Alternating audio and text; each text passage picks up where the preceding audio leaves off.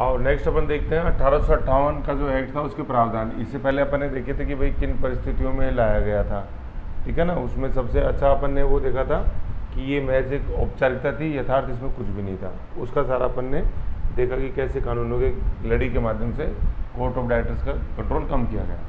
अब अपन नेक्स्ट देखते हैं कि इस एक्ट में प्रावधान क्या थे। तो सबसे पहला अपन जैसे क्या देखते हैं कि इस अधिनियम को बोला क्या गया, ये बेटर है। बेटर का मतलब क्या है? Act for the better government of India. Act for better government of India मतलब इंडिया को जो अपन गवर्न कर रहे हैं उसके लिए एक बेहतरीन प्रशासन लाया जाए। बेहतरीन प्रशासन देखो, बेहतर, अच्छा, गंदा क्या होता है, ये सब पिछले वाले की तुलना में होता है। आज जैसे अपन बोलते हैं आज बेहतर स्थिति में है, तो पिछले से तुलना अपन करते हैं तो बेहतर स्थिति में है। आज मान लो मेरे पास पैसे, आज जैसे मान लो मेरे पास 100 रुपये है कि नहीं, तो पहले मेरे पास अगर 80 रुपये थे तो 80 रुपये की तुलना में आज मेरे पास 100 रुपये, तो मतलब मेरे पास प्लस ज़्यादा है, 20 रुपये ज़्यादा है। और पहले मेरे पास अगर 110 रुपये थे और आज मेरे पास 100 रुपये हैं, तो मतलब मेरे पास -10 है। तो ये बेहतर जो है ना, ये वही चीज़ बता रहा है बेटर। बेटर का मतलब पहले आप 80 थे आज आप 100 हो, ये तो बेहतर है कि नहीं है, ये तुलना करता है अपन पीछे वाले से। तो अब इस एक्ट में जितने भी प्रोविजन आएंगे उनको अपन को तुलना करनी पीछे वाले से, तब अपन को समझ में आएगा कि इसमें बेहतरपन क्या था। ठीक, अभी वो एक एक से चालू हो जाएगा, फिर आपको पता लगने लगेगा।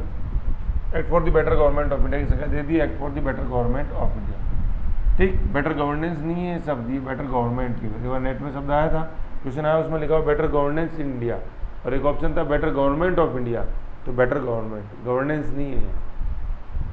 इस अधिनियम के माध्यम से केवल गृह सरकार के अंदर परिवर्तन किए गए, होम गवर्नमेंट के अंदर। होम का मतलब क्या था भाई, जैसे ब्रिटिश थे तो ब्रिटिश का होम इंडिया नहीं था, ब्रिटिश का होम क्या था, ब्रिटिश का होम ब्रिटेन था। जैसे अपन इंडियन है तो अपना इंडिया, इंडियंस का होम इंडिया है।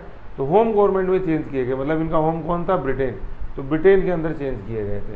तो ब्रिटेन के अंदर ये नहीं है कि भाई ब्रिटेन की संसद में चेंज किए गए, समझ लो, वहाँ से जो प्रशासन कंट्रोल होता था भारत का उसमें चेंज किए गए। तो सर पहले क्या होता था, आपने भी बताया कि बेटर गवर्नमेंट, तो पहले क्या होता था, पहले इस होम गवर्नमेंट में क्या होता है, ये दो थे। मैंने आपको पहले ही बताया था कई बार जब वीडियोस में कि ये कोर्ट ऑफ डायरेक्टर या इससे ऊपर और मान लो कोर्ट ऑफ प्रोप्राइटर्स, जो कोर्ट ऑफ डायरेक्टर्स को नियुक्त करता था, इन्होंने कभी इंडिया देखा ही नहीं था। ये हमेशा इंडिया सिर्फ मैप में देखते थे, या कोई फोटो खींच के आ गई तो उसमें देखते थे। तो होम गवर्नमेंट ये थी, और ब्रिटिश पार्लियामेंट, इन सब के ऊपर क्राउन या ब्रिटिश पार्लियामेंट BPL जो लिखा गया, ये थे पहले। तो समझ रहे हो, अब इनकी तुलना में कुछ नया आएगा होम गवर्नमेंट में। ठीक, तो ये लोग ब्रिटेन में बैठते थे उस समय, हमेशा ही, उस समय क्या हमेशा ही, मतलब कोर्ट ऑफ प्रोप्राइटर्स तो शुरू से ही था, 1600 से चार्टर मिला जब से ही। कोर्ट ऑफ डायरेक्टर्स रेगुलेटिंग से आया, बोर्ड ऑफ कंट्रोल पिट से आया। तो जब से आए तब से होम गवर्नमेंट होम में ही बैठते थे अपने EU, ठीक है ना। तो अब यहाँ चेंज किया जाएगा, होम का मतलब ये और ये का मतलब बेहतर, इसको हटा के अपन नया कुछ करेंगे। तो अभी क्या आएगा, वो secretary of state for India आएगा, ये SOSI, secretary for state of India, वो ठीक है। तो गृह सरकार में चेंज किए गए, पहले तो ये समझ लो, मतलब ब्रिटेन के अंदर चेंज किए गए। अब ये मत समझा ना मेरा घर तो भारत में चेंज, नो, भारत से संबंधित प्रशासन में जो भी होम गवर्नमेंट में व्यवस्था थी उसको चेंज किया गया होम में। अब सबसे पहले क्या है यहाँ पे, अब देखिए ईस्ट इंडिया कंपनी का राष्ट्रीयकरण। तो देखो राष्ट्रीयकरण से मतलब अब ये मत समझना 1969 में बैंकों का राष्ट्रीयकरण हुआ है ना। तो यहाँ क्या था, अपने कंपनी, भारतीय प्रशासन जो पहले कंपनी देखती थी आज उसको क्राउन देखेगी।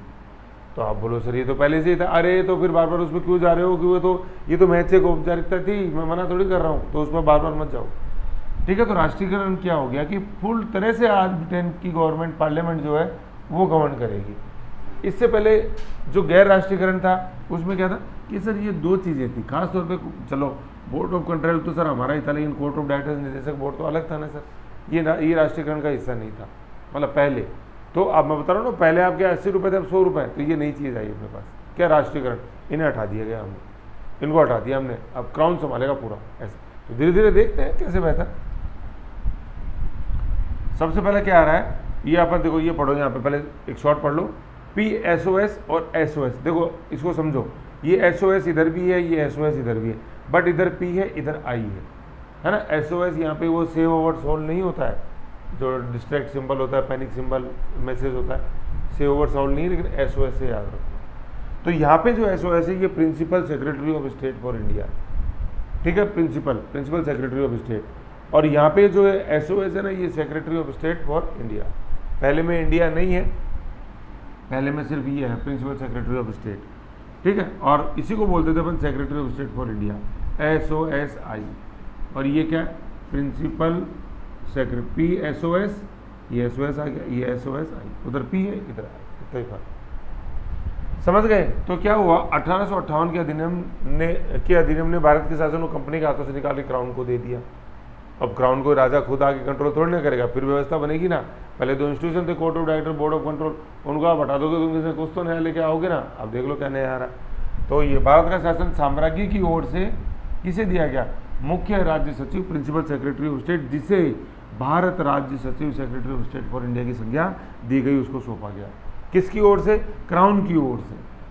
याद करो, हर 20-20 साल पे अपन बढ़ा रहे थे और क्या कह रहे थे, तुम साम्राज्य की ओर से या पार्लियामेंट की ओर से भारतीय प्रशासन के क्या हो या भारतीय साम्राज्य, भारतीय रेवेन्यू के क्या हो, तुम कस्टडी हो, तुम ट्रस्टी हो, तुम उसको ट्रस्ट के रूप में चलाओगे। कब तक चलाओगे भाई, पहले हम 20-20 साल तक देते रहे, और फिर जब पहले 20-20 साल दिया, 1793 में 20 दिया, 1813 में 20 दिया, 1833 में 20 दिया, 1853 में 20 देने जा रहे थे, लेकिन नहीं, हमको शक हो गया तुम्हारी नीयत में, नहीं तुम्हारी गड़बड़ है यार, नहीं देंगे। तो सर कब तक दोगे, तो जब तक संसद चाहेगी, जब तक क्राउन चाहेगी, तब तक देंगे। क्यों, शिकायत आ रही है पार्लियामेंट में, सिंध में गड़बड़ कर रहे हो ना, अवध का नवाब हमेशा तुमसे परेशान रहता है, बंगाल में जो कर रहे हो वो सही नहीं है, क्या कर रहे हो यार, प्लेग पड़ रहे हैं बॉम्बे के अंदर, बंगाल के अंदर अकाल पड़ रहा है, ऐसे तो चलेगा प्रशासन, नहीं चलेगा ऐसे। तो अब 20 साल नहीं दूंगा, कब, जब तक मैं चाहूँ। अब वो तुम्हारी किस्मत है, पता चला 1 साल के अंदर ही हमको चेंज करना पड़ गया, पता चला कि 20 साल आराम से निकल गई, कोई बात नहीं। 20 साल 53 में किया ना, तो मैं बता रहा था, पहले बताया था 20 साल 73 में होते तो कर देते हम चेंज, लेकिन अब तुम तो मौका ही नहीं दे रहे, तुम तो हमें परेशान किए जा रहे हो, भारतीय जनता को परेशान कर रहे हो, इधर परेशान कर रहे हो, हम मौका नहीं देंगे। तो 53 के अंदर ये एक्ट आया 53, 5 साल बाद ही चेंज करने पड़ेगा, और यह 1850 है। तो ये इसके अंदर लिखा हुआ है क्या, कि क्राउन की ओर से, भारत का शासन साम्राज्य की ओर से मुख्य राज्य सचिव, principal secretary of state for India को दिया गया, ठीक है, और उसी को अपन बोलते थे secretary of state for India की, इसको संज्ञा दी गई। फिर क्या कि राज्य सचिव को, अब जो सबसे इंपॉर्टेंट चीज है वो यहाँ पे है, ये क्या है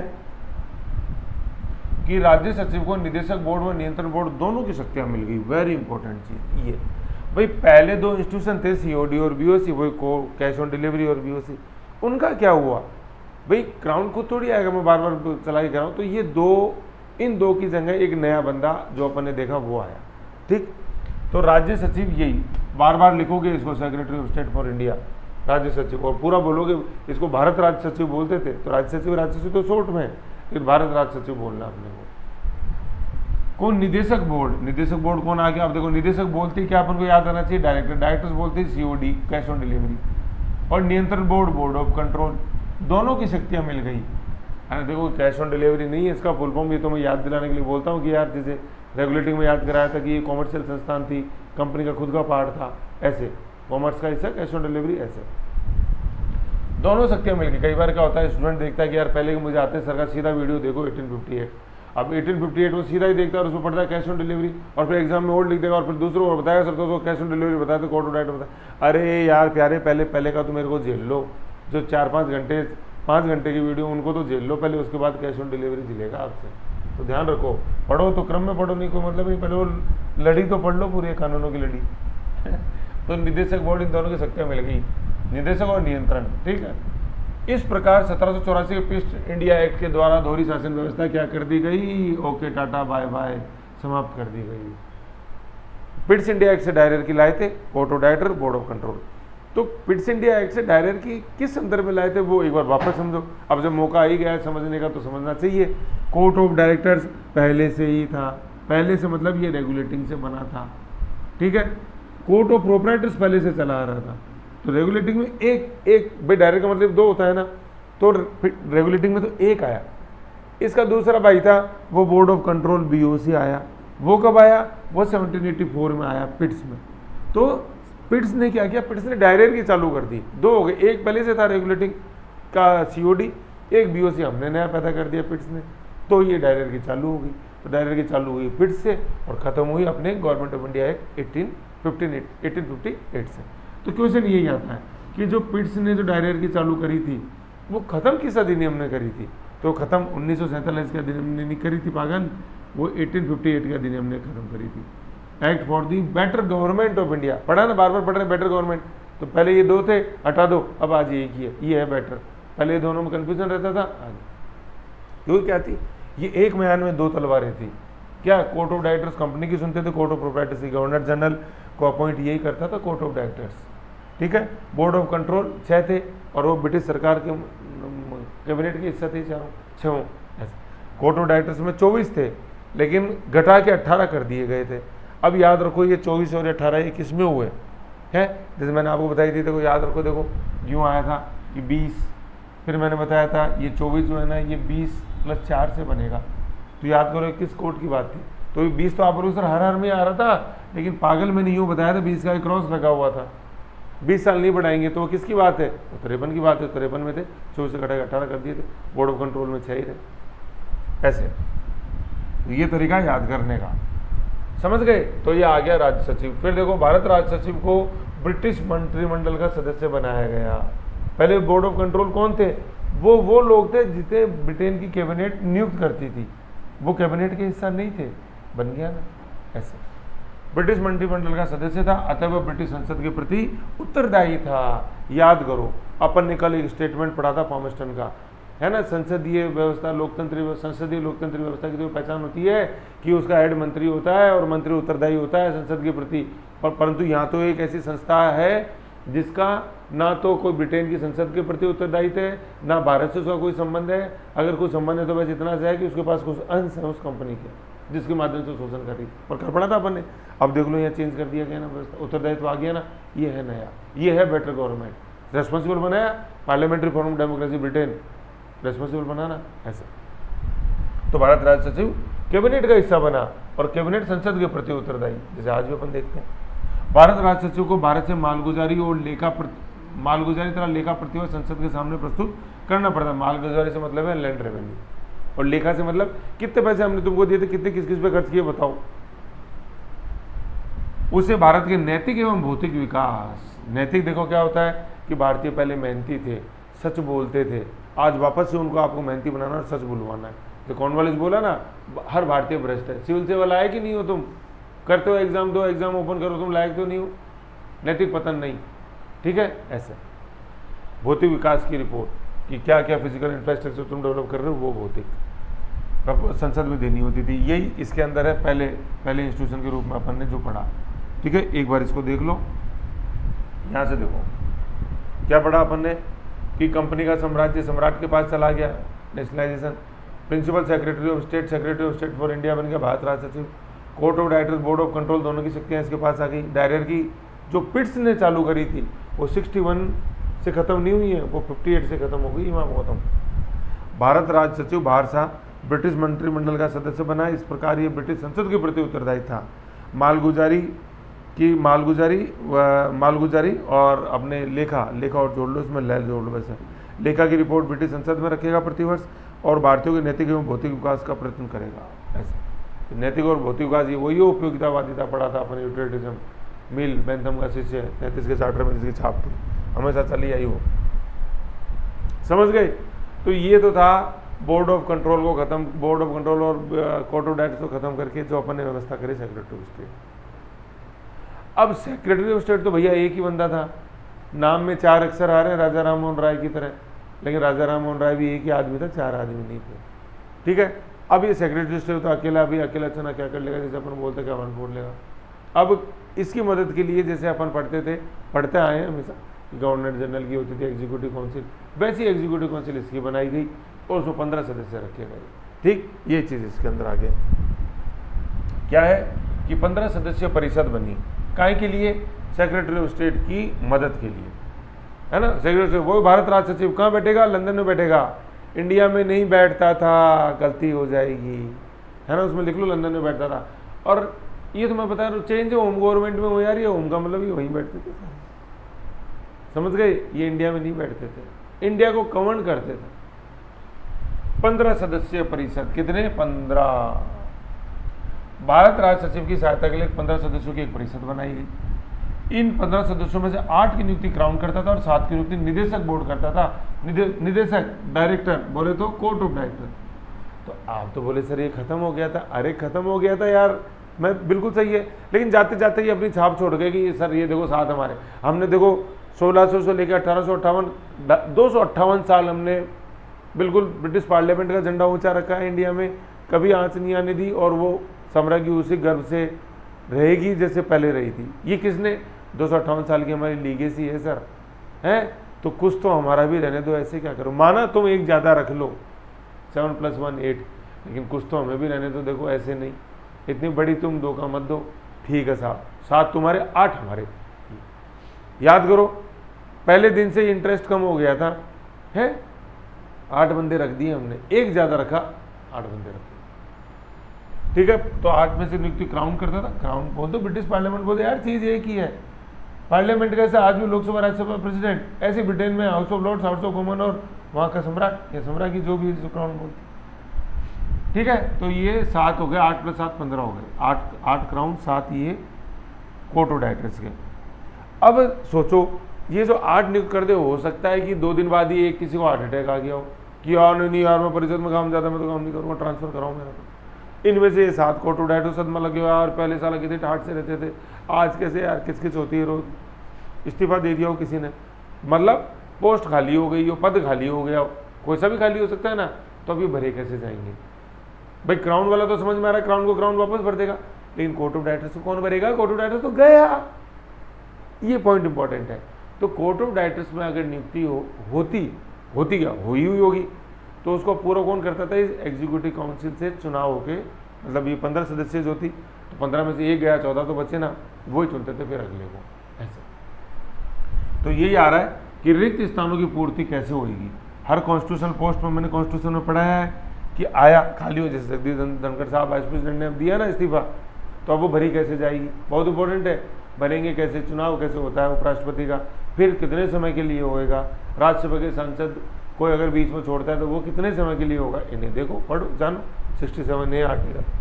तो रिक्त होएगा तो कैसे कि क्राउन द्वारा मनोनीत की, अगर रिक्त होता है तो उसकी पूर्ति क्राउन करेगा, लेकिन निदेशक बोर्ड द्वारा मनोनीत व्यक्तियों के रिक्त स्थानों के लिए रिक्त स्थानों द्वारा, है ना, इसको यूँ करते देखो, निदेशक बोर्ड द्वारा मनोनीत व्यक्तियों के रिक्त स्थानों की रिक्त स्थानों की पूर्ति भारत सचिव की परिषद निर्वाचन द्वारा करेगी। ऐसे कर दो, मतलब कहने का मतलब क्या है, यहाँ ये लाइन मिसिंग है थोड़ा, है ना। रिक्त स्थानों, ये पूरी की पूरी लाइन यहाँ पे आएगी वापस, कि रिक्त स्थानों की पूर्ति भारत सचिव की परिषद निर्वाचन द्वारा करेगी, ऐसे है लाइन। कहने का मतलब क्या है, क्राउन की सीट खाली, क्राउन का बंदा गया तो क्राउन करेगा, कोर्ट ऑफ डायरेक्टर्स वाले 7 बंदों में से कोई गया तो उसको भारत राज्य सचिव की जो परिषद है वो क्या करेगी, निर्वाचन के द्वारा भरेगी। मनोनीत सब ने लिखा हुआ है, निर्वाचन में वही ध्यान देना। तो मान लो 2 गए कोर्ट ऑफ डायरेक्टर वाले, तो 15 में से 2 गए, 13 तो बचे, 13 कर लेंगे निर्वाचन, काहे की टेंशन है। यूँ बोलो सर 7 के 7 गए तो भी 8 बचे क्राउन वाले, वो कर लेंगे, क्राउन वाले तो कहीं नहीं जाएंगे ना, क्राउन फट से रिप्लेस कर देगी, खत्म, टेंशन ही क्या बात है। तो ये अच्छा है, क्या लिखा है, क्राउन का क्राउन से, और नीबा क्या है, निदेशक बोर्ड को परिषद बढ़ेगी, क्योंकि निदेशक बोर्ड तो है ही नहीं ना, गया हो तो खत्म कर दिया हमने, तो डायरेक्ट खत्म कर दी तुम्हारी।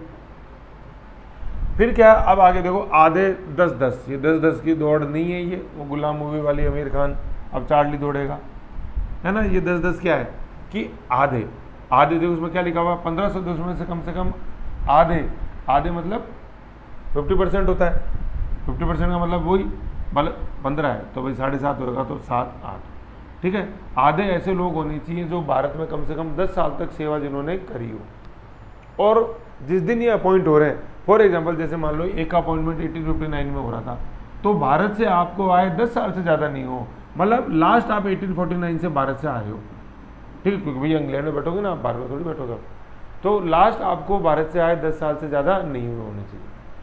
कहने का मतलब क्या हुआ, 10 साल तो आपने ईस्ट इंडिया कंपनी में नौकरी करी हो, और भारत से जिस दिन आपकी नियुक्ति हो रही है उस दिन भारत से आए आपको 10 साल से ज़्यादा नहीं होनी चाहिए, समझ गए। तो ये थी आधा और 10-10 की दौड़। क्या आधे, तो क्या आधे सदस्य ऐसे होने चाहिए जिनको भारत में सेवा करने का 10 वर्ष का अनुभव है, तथा जिस साल नियुक्ति हो रही है उस साल उनको भारत से आए 10 वर्ष से ज़्यादा नहीं हो। ऐसा क्यों? जैसे पहले ही बताया था, जिससे समकालीन भारतीय परिस्थितियों का आपको ज्ञान हो। पता चला आप तो यार क्लाइव के समय थे, अरे वो गया प्लासी बक्सर, यार काका आप तो तुम ये बताओ पंजाब के क्या हाल हैं? पंजाब अभी 1849 में अधिग्रहण हुआ, सिंध में क्या चल रहा है 43 में अधिग्रहण हुआ, अवध में क्या चल रहा है 56, ये बताओ तुम तो हमको। ऐसे तो समकालीन परिस्थितियों से आप वाकिफ हो। करंट अफेयर्स आपने पढ़ा हो पिछले 10 साल का, ये भारत का करंट अफेयर्स, इन पता यही है। आधे ऐसे लोग होने चाहिए जो भारत का 10 वर्ष तक सेवा कर चुके हों और नियुक्ति के समय उन्हें भारत से आए, इटारो के इंग्लैंड में आ गए ना, तो भारत से आए अधिक से अधिक कितने हुए? 10 हुए। तो 10-10 के दौड़ 10 साल सेवा करी और 10 साल ज़्यादा पुराना करंट अफेयर्स तुम्हें याद नहीं हो, पिछले 10 साल का करंट अफेयर्स याद होना चाहिए भारत का। तुम ऐसे यही था आधे 10-10। कब तक बने रहोगे? जब तक तुम पद पे कब तक बने रहोगे? जब तक तुम सदाचारी हो, मतलब ढंग से काम कर रहे हो, कोई शिकायत नहीं आ रही। लेकिन क्राउन को एक याचना कौन करेगी? कैबिनेट मतलब कैबिनेट संसद को करेगी, संसद क्राउन को करेगी, और याचना के द्वारा इन सदस्यों को हटाया जा सकता था। यहाँ तक कि भारत राज्य सचिव को भी हटाया जा सकता था, याचना के द्वारा हटाएगी संसद। पर नियुक्त भी तो संसद नहीं किया ऐसे, तो याचना के परिषद के सदस्य अपने पद पर सदाचारी बने रहेंगे तब तो रहेगा, तो संसद के दोनों सदन क्राउन को याचना करके उन्हें पद से हटाया जा सकता था, करने पर ही हटाया जा सकता था ये पद से। फिर क्या है, देखो परिषद की जो भूमिका है ना वो परामर्शदात्री थी। 15 सदस्य एडवाइस करते थे। वैसे भारत राज्य सचिव को जचेगा तो मानूंगा, नहीं तो नहीं मानूंगा, ठीक है। भारत राज्य सचिव खुद पहल कर सकता था कोई भी निर्णय की, और उसका निर्णय अंतिम था, वीटो था, क्योंकि वो तो सुप्रीम था यार। ऐसे यही है, परिषद की भूमिका केवल परामर्शदाता की थी, और प्राय बहुत से मामलों में भारत राज्य सचिव पहल कर सकता था और अंतिम निर्णय उससे का ही होता था। इस प्रकार हम देखते हैं कि 1858 के अधिनियम के द्वारा जो पैट्रोनेज था, जो संरक्षण था भारत को, वो 3 भागों में बट गया। एक क्राउन में, एक भारत राज्य सचिव में, और तीसरा भारतीय अधिकारियों में, सिविल सेवक जो थे उनके अंदर, ठीक है। तो ये अपन को देखनी है। तो ये पैट्रोनेज 3 के अंदर ये गया, तो ये चीज़ अपन को देखनी है इसमें। तो ये 3 चीज़ कौन थे? ये क्राउन, सह परिषद, राज्य परिषद। सह परिषद का मतलब कि वो उसके अंदर था सेक्रेटरी ऑफ स्टेट, और तीसरा अपने भारतीय अधिकारी सिविल सेवक, ऐसे ही है, ठीक। तो ये था। फिर नेक्स्ट देखते हैं कॉर्पोरेट बॉडी, है ना। ये था, मतलब पैट्रोनेज 3 में बट गया। क्राउन में सह परिषद, राज्य परिषद, जैसे अपन गवर्नर जनरल बोलते हैं ना, सह परिषद governor general in with council या इन काउंसिल, ऐसे ही। तो secretary of state in council, और तीसरा भारतीय अधिकारी। तो जो संरक्षण, जैसे अपन ने पढ़ता है 53 के एक्ट में पढ़ा था, 33 में पढ़ा, संरक्षण में भेदभाव की समाप्ति, संरक्षण कम हुआ दुगनी, और यहाँ है संरक्षण। फिर 53 में पढ़ा था कि कोर्ट ऑफ डायरेक्टर संरक्षण समाप्त कर दिया गया, ओपन कॉम्पिटेटिव एग्जाम, ऐसे ही यहाँ भारत के संदर्भ में, ठीक है। तो ये था अपन ने भारत परिषद, भारत राज्य सचिव की परिषद, इसको भारत परिषद भी बोलते थे। तो हायरार्की में पढ़ रहे हैं, देखो सबसे पहले पढ़ा सेक्रेटरी ऑफ स्टेट, PSOS या SOSI। फिर अपन आगे पढ़ रहे हैं क्या, 15 सदस्य परिषद पढ़ी, ऐसा।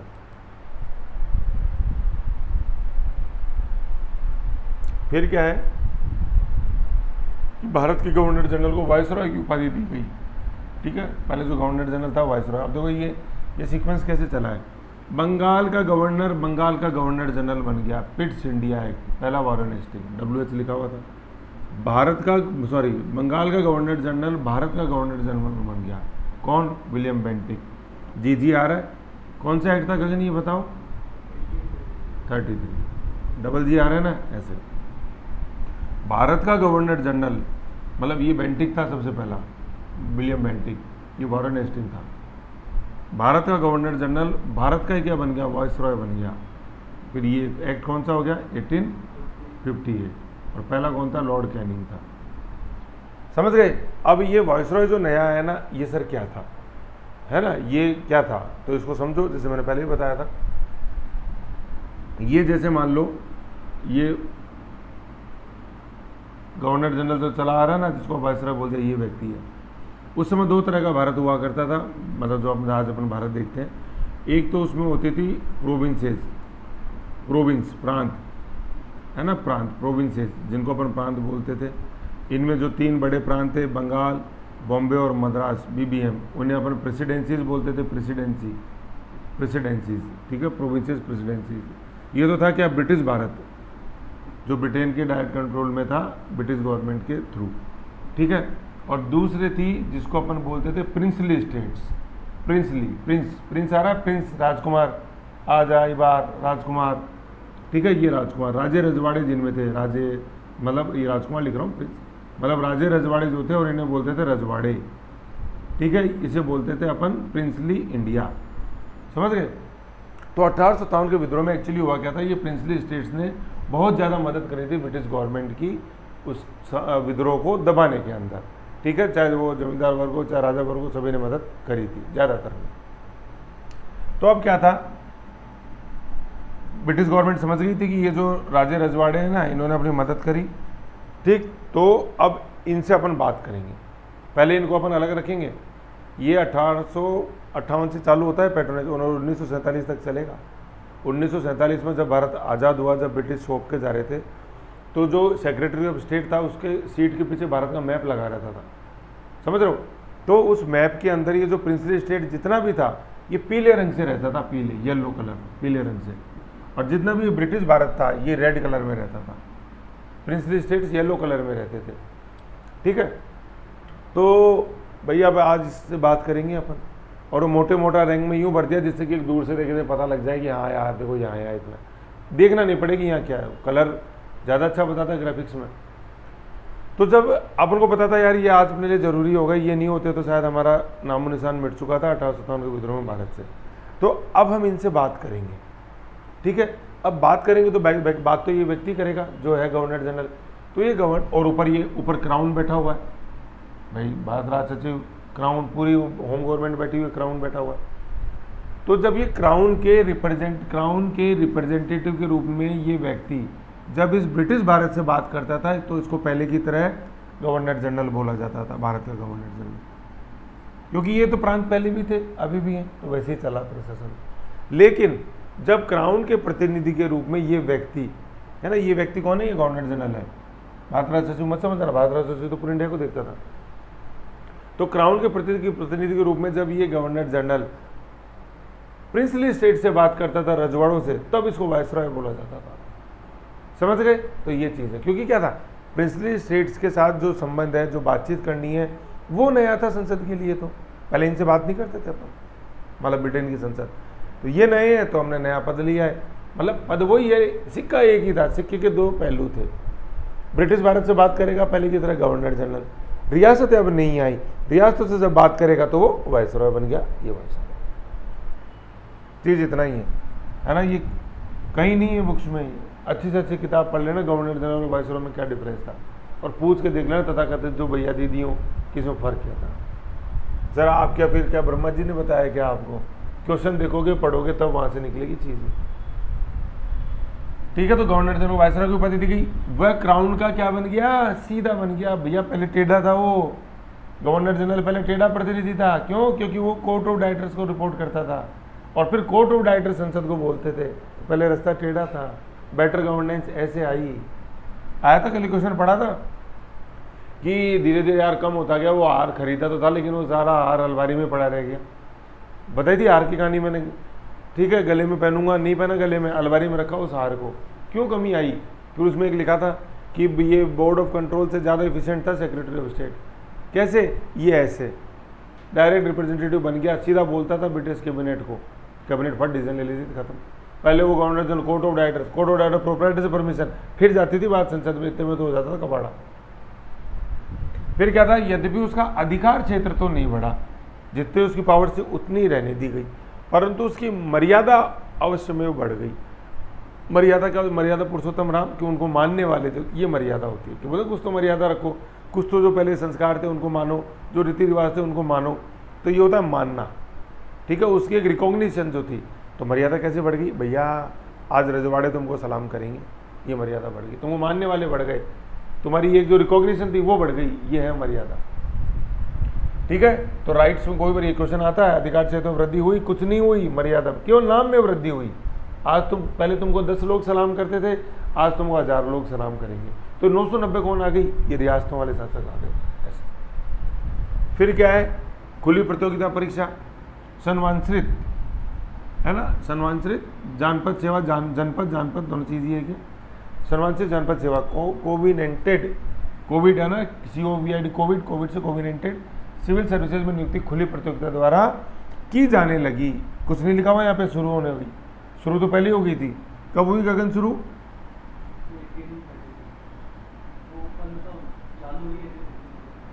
वो तो बोल रहा हूँ, मैंने तो बोला खुली कब हुई, फिर बताया तो वो सी ओपन कॉम्पिटिटिव एग्जाम ये, फिर 33 के अंदर भेदभाव समाप्त किए थे केवल। ठीक है, तो 53 में हुई। और पहला इंडियन कब चुना गया?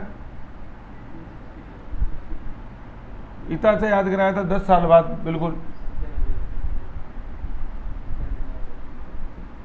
सत्यमेव जयते लिखा था ये, मुंडू को उपनिषद ये। ठीक है, तो की जाने लगी जिसके लिए राज्य सचिव ने जानपद सेवा आयुक्तों सिविल सर्विसेज कमिश्नर की सहायता से नियम बनाए सिविल सर्विसेज संबंधी। और 58 तक पूरी जो ट्रेनिंग होती थी वो हेल्बरी में होती थी। अब इसके आगे पढ़ेंगे अपन, वो धीरे धीरे वो ट्रेनिंग इंडिया के अंदर चालू हुई।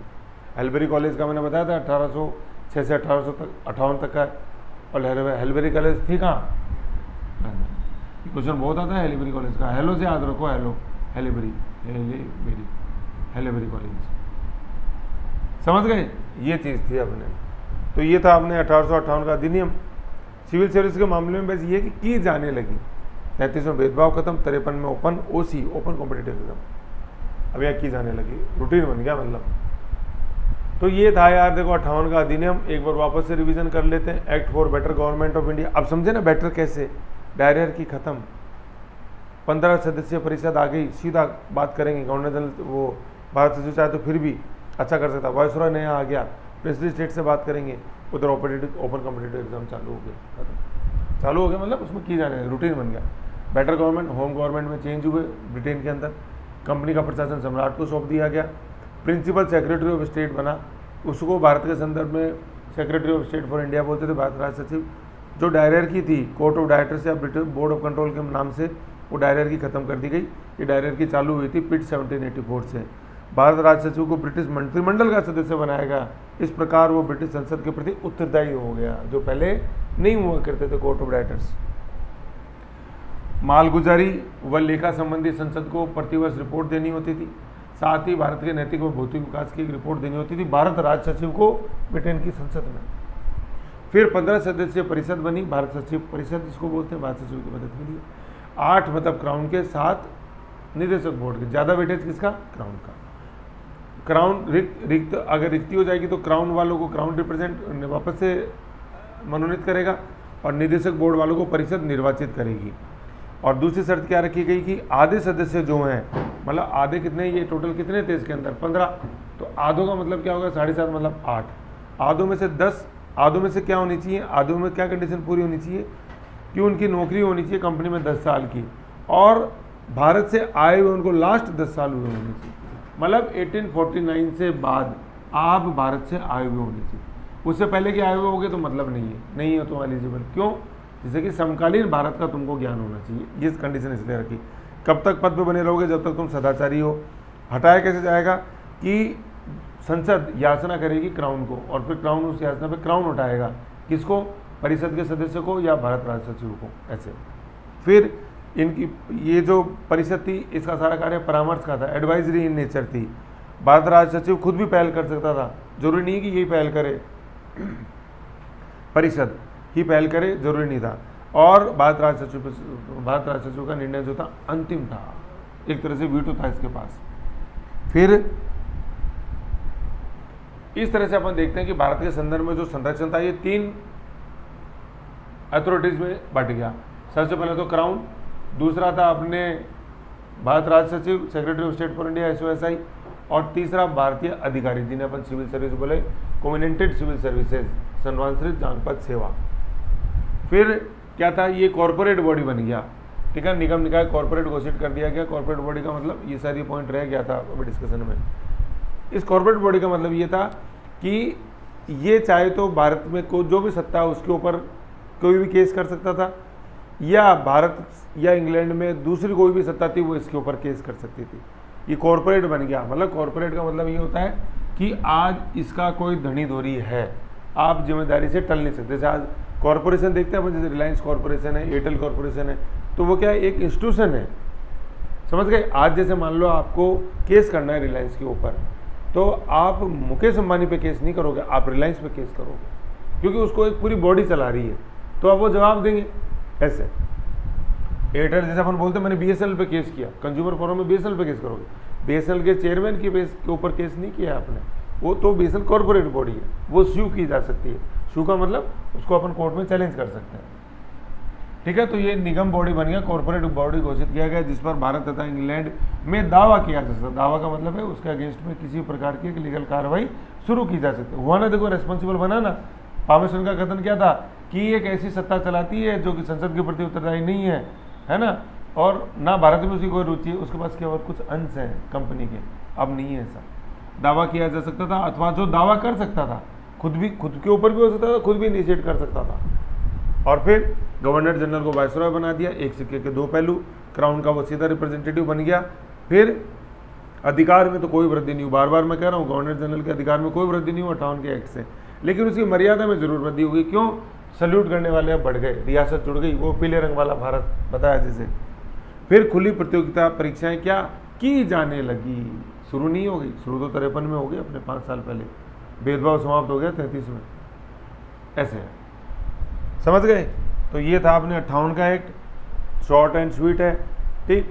58 के एक्ट का पढ़ने का मजा कब है? जब कल जो पहले अपने वीडियो में देखा था कि वो क्या था जिसके कारण से ये लाए, तो ये जो थे ना औपचारिकता मात्र, यथार्थ कुछ भी नहीं था। जब तक इसको नहीं समझोगे तब तक ये आगे नहीं समझ में आएगा।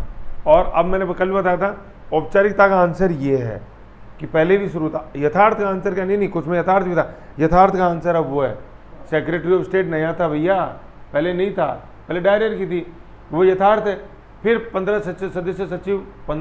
सदस्य अपनी जो सचिव परिषद थी वो पहले नहीं थी, वो अब आई है, तो कैसे नहीं था यथार्थ? क्या बात करते हो यार। अपने वायसरॉय पहले नहीं था, अपने वायसरॉय अब आया, तो यार क्या बात करते हो, यथार्थ है ना। कॉर्पोरेट बॉडी पहले नहीं थी, अब आई है, तो यार कैसे करो, यथार्थ नहीं था, यथार्थ है ना। जो कॉम्बिनेटेड सिविल सर्विसेज में ओपन एग्जाम था पहले नो डाउट चालू हो गया, परिपाटी से बनी, मतलब एक शेड्यूल में चला कि ऐसे ऐसे समय पे ये होएगा, तो प्रैक्टिकल था ना यथार्थ। फिर कंक्लूजन में कहते हैं कि नो डाउट कुछ मामलों में औपचारिकता भी था, कुछ मामलों में यथार्थ था, अतः ये दोनों का एक मिश्रण था। तो बस मिश्रण से वो आंसर हो गया, खत्म। 5 में से 4 नंबर इसमें मिलेंगे, 5 में से 4 नंबर इसमें मिलेंगे, तो कहने का मतलब 10 में से 8 नंबर आ गए, यूँ आता आंसर, समझ गए। तो इन दोनों को कैसे क्यों जारी किया इसको, और जारी करने पे हुआ क्या, मतलब एक्ट के बिंदु, इन दोनों को मिला के पढ़ो, तब बनेगा 58, और तब आएंगे नंबर, और तब होगी आपकी बल्ले बल्ले। ऐसे है तो बल्ले बल्ले करानी पड़ती है यार, देखो होती नहीं है, समझ गए। तो ये था। अब नेक्स्ट पढ़ेंगे अपन 61 का अधिनियम, जो मतलब अपन वैसे अपन ने पढ़ लिया, पार्लियामेंट्री प्रोग्राम में थोड़ी बहुत चालू हो गई 53 में, लेकिन असल मायनों में नींव ये डालेगा 61 का एक्ट। ओके, अब नेक्स्ट देखते हैं 61।